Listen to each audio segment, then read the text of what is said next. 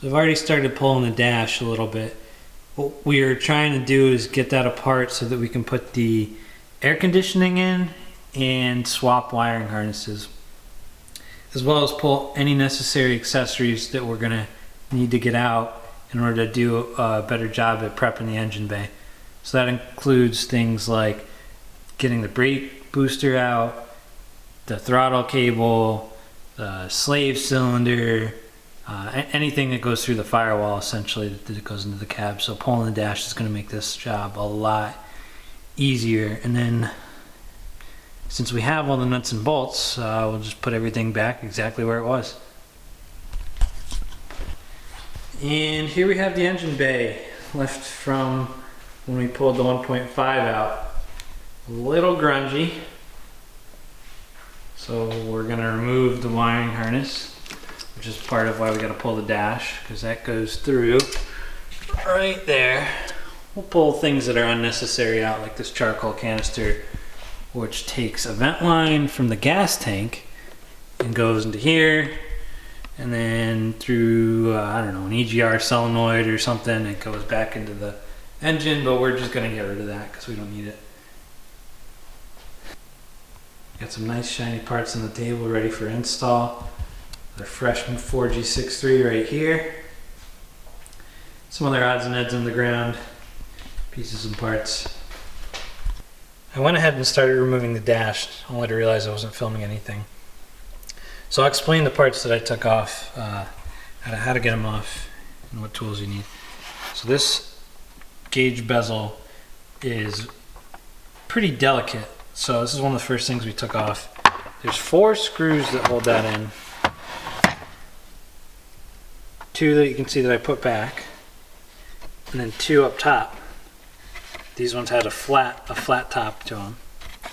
And then when you loosen that up, typically there's at least 2 connectors, one for the defog and one for the hazard switch. And they're a little tough to get out, so just take your time.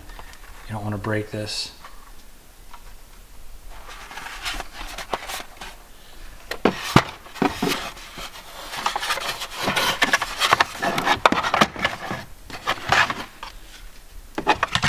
Next we have this little privacy cubby. If you just open the cover up and go ahead and pull it straight out, it should just slide right out. No tools needed. This little kick panel cover over by the fuse box, also no tools needed, but you'll notice that there's a little slot that you actually have to pull this in the opposite direction of that slot so that the piece will slide right out. No tools needed. Also, these side vents, there's one on the driver's side and one on the passenger side. In order to get the dashboard out, there's a 10mm bolt behind this.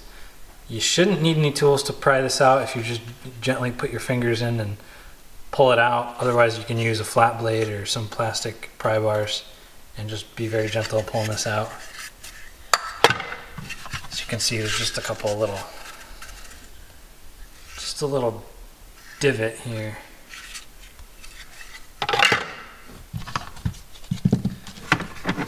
Clock is in the center, also has a 10mm bolt behind it, but again, you may just need to use a couple of screwdrivers gently to remove this on either side. And then there's one plug in the back, otherwise you'll have a blank off plate. Same technique. To the left of our steering wheel, where the privacy cover was, there will be a 10mm bolt that is in that left corner there. And then there is a Phillips head screwdriver on the bottom right portion. And then there's a couple of plastic tabs on the top. And then you're going to have a couple of butt connectors that you have to unplug and for your dimmer switch.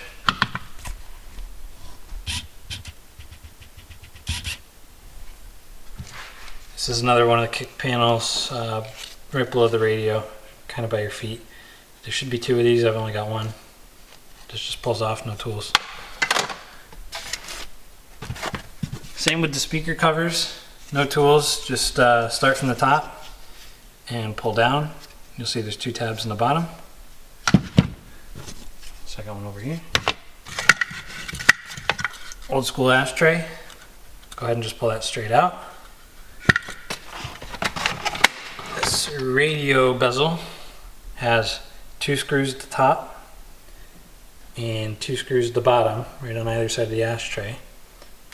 And then you're gonna have your cigarette lighter outlet, which has a positive and a negative. And then it's also got a light that you have to twist out with a light bulb. And then other than that, it should just pop out. Careful, there's a couple of plastic clips on it. This one gets a little tricky. There is a 10mm bolt behind that plate that mounts to the dash. And then you have to also got to remove the cable that goes to the hood from the hood latch.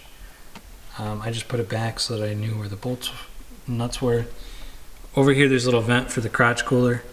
I put the little plastic clip back in, and then there's a couple of holes, one there and one there. There were some Phillips head screws that were like M6 by 1.25 thread. And you got a 10mm bolt on that corner. And I think that was it. Oh, there's also a 10mm bolt on the top right.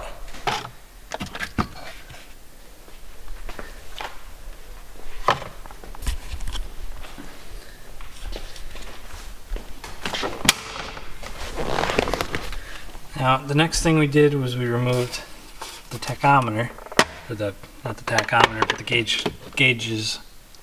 Next thing we did is we removed the gauges, and there were 3 Phillips head screws, one at the top, one on the right, and one on the left. And this just pulled straight towards you.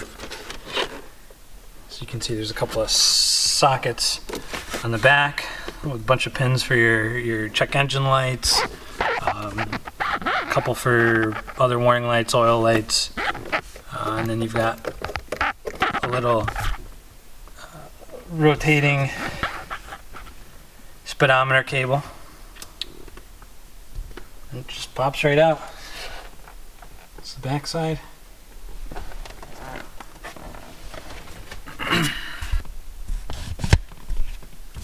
So in order to get the dash out, the steering column has to drop out. So we want to take out the Phillips screws. There's 1, 2, and 3. There's 3 screws that hold that in. There's the 3rd one back there. Take that off. Then there's some 12mm bolts and nuts that hold the steering column to the dash bar. And you want to drop that down low so that we can swing up the dash and go out the passenger door. These are the connectors that you want to pull out to remove the dash. There's 2 yellow ones, 2 white ones, and this small black one.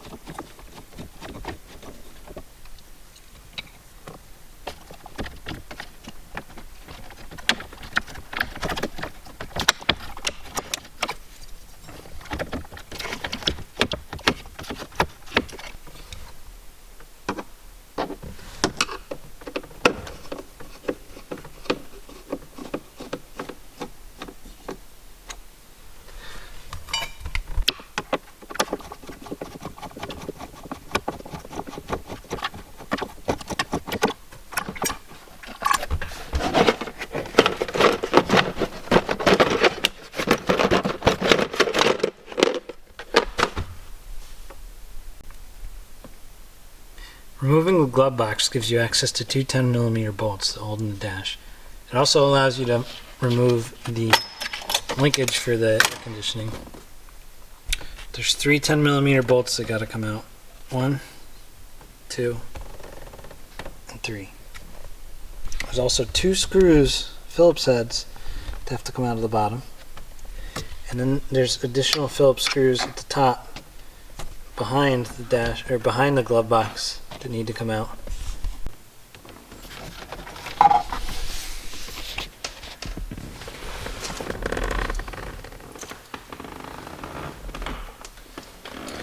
There's also one more that was hidden in the corner here. You have to get this other kick panel out to get to that 10mm bolt. And there were 1, 2, 3, 4 screws on the top. 2 more 10mm bolts deep down in here and in there. That should be it. All we gotta do now is drop the steering. This whole dash is moving.